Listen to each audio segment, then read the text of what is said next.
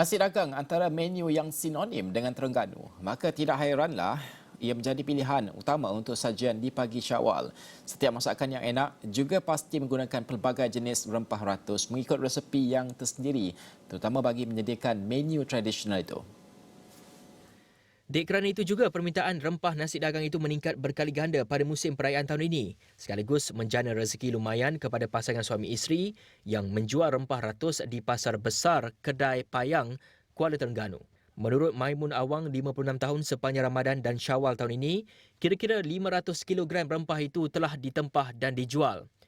Maimun berkata permintaan rempah dijangka akan terus meningkat pada minggu terakhir Ramadan untuk persiapan memasak pelbagai hidangan bagi orang ramai menyambut anak cucu pulang ke kampung setelah 2 tahun tidak dapat menyambut Aidilfitri bersama-sama. Nasi dagang tinggi ni pasal dia tradisi Terengganu.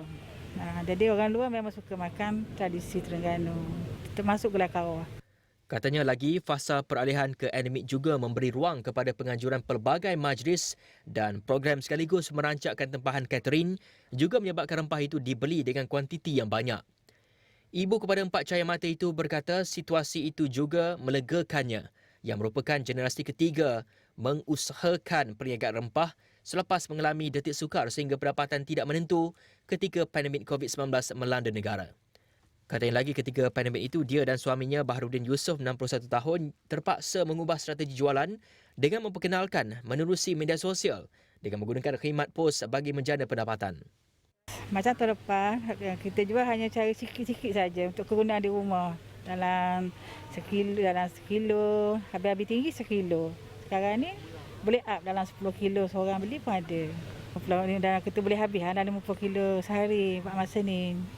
Katanya walaupun permintaan yang diterima ketika itu tidak memberangsangkan, namun mereka masih mampu mempertahankan rempah ratus turun-temurun itu.